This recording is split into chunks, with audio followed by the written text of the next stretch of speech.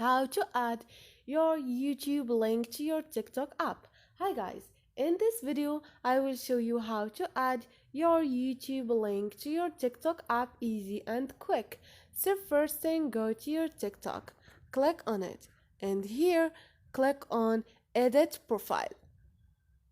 Now scroll down and you're gonna find social, which is you can add Instagram to your profile or add YouTube to your profile.